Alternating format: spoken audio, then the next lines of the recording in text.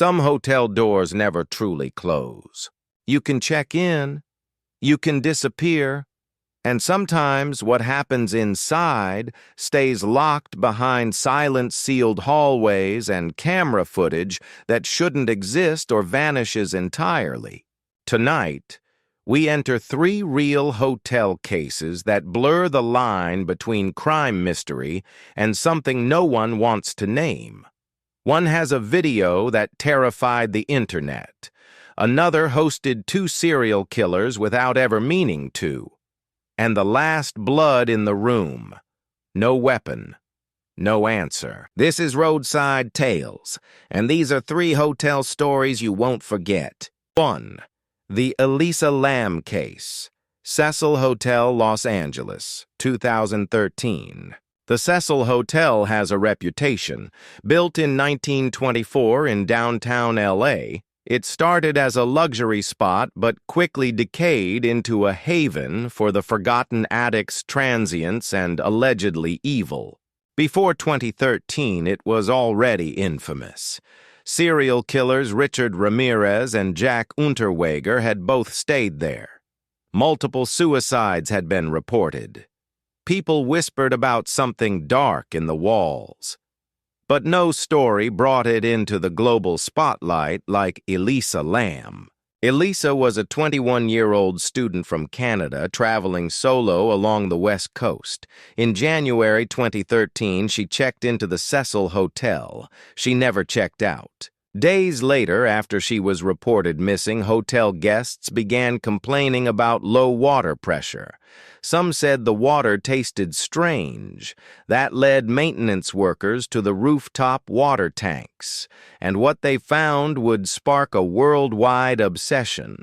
Elisa's nude body was floating inside a water tank. But how did she get there? That's the question no one has answered. The hotel roof was locked and alarmed. The tanks were heavy, hard to access, and nearly impossible to open alone. Her clothes were found beside her, but not torn. The autopsy listed accidental drowning, but online detectives weren't satisfied. Then came the elevator video. Surveillance footage showed Elisa inside the hotel elevator pressing all the buttons. She looked anxious, frightened. She peeked outside repeatedly as if someone or something was chasing her. At one point, she made strange gestures with her hands. Then she vanished from view. The clip went viral. Millions speculated. Some said she was on drugs, though toxicology was inconclusive. Others claimed mental illness. A few suggested something paranormal. But the biggest theory, that someone else was involved, and the hotel knew more than it admitted. No one saw her go to the roof. No one saw her climb into the tank. And yet, that's where she was. To this day, Elisa's case remains open to interpretation. But one thing is certain, the Cecil Hotel's history didn't end with her. It deepened. Because Elisa wasn't the first horror inside those walls. 2.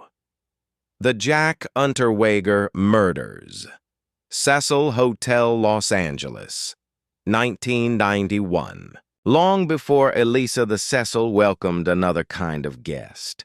One with a smile, a passport, and a trail of bodies. Jack Unterweger was an Austrian writer, charming, educated, and a convicted murderer. He'd killed a young woman in 1974 and was sentenced to life. But in prison, he began writing essays, plays, even a memoir. The literary world took notice, and eventually, Austria granted him parole. They believed he was reformed. They were wrong.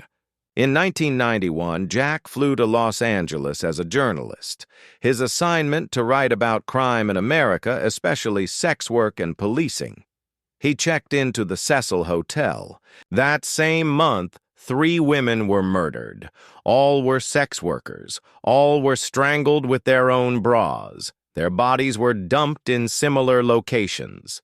The methods nearly identical to his original crime back in Austria. Jack had reinvented himself, but he hadn't stopped killing. Investigators eventually tied him to the murders. He'd even gone on ride-alongs with LAPD, possibly using those trips to scout victims. When they closed in on him, he fled back to Europe. He was caught, tried, and convicted again. On the night of his sentencing, Jack took his own life, hanging himself with the shoelace and the string from his sweatpants, a nod perhaps to the bras he once used. The connection to the Cecil Hotel. It wasn't random. He had specifically chosen the hotel, allegedly, because of its violent history. And that raises the question, did the Cecil attract darkness or breed it? Elisa Lam may never have known who walked the halls before her, but Jack Unterweger did, and he became part of the hotel's growing legend. But not every horror story at a hotel involves decades of history. Sometimes it's just one night, one guest, and a camera that suddenly goes dark. 3. The Kendrick Johnson Hotel. Death. La Quinta Inn, Georgia, 2021. You may have heard the name Kendrick Johnson before from a different mystery. In 2013, he was found dead inside a rolled-up wrestling mat at his high school. That case remains controversial and widely debated, but less known is what happened to his older brother's close friend, also named Kendrick Johnson, years later. In 2021, Kendrick Johnson, age 27, checked into a room at the La Quinta Inn in Lowndes County, Georgia. He never checked out. When hotel staff entered the room, they found a gruesome scene, blood smeared across the walls, soaked into the mattress and pooled near the bathroom. Kendrick was dead, but there was no sign of a weapon, no forced entry, no clear cause. Surveillance cameras normally active were mysteriously offline during the hours he died. One hallway feed was corrupted, the internal camera in the stairwell near his floor missing. Police initially ruled the death suspicious, but later classified it as unexplained. An autopsy was performed, but results were inconclusive. Some injuries suggested blunt force. Others suggested defensive wounds, but no suspects were ever named. Family members pushed for answers. They requested access to the full hotel footage. Only partial clips were provided. The La Quinta Inn offered no comment. Online forums began buzzing with comparisons to the Elisa Lam case. Different state, same questions. Why was the surveillance disabled? Where's the missing footage? And how does someone bleed that much with no weapon found? Some say it was a setup. Others claim drug involvement. A few whisper about a cover-up. But in the end, the result was the same: a young man alone in a hotel room, dead under circumstances that still make no sense. The case remains open in name but cold in action, and the room he died in, it's been renovated, repainted, renumbered. Because the only thing hotels fear more than crime is the memory of it. 3 guests, 3 check-ins, no answers. One found in water, one surrounded by fame and blood, one left in silence. Hotels aren't supposed to hold secrets.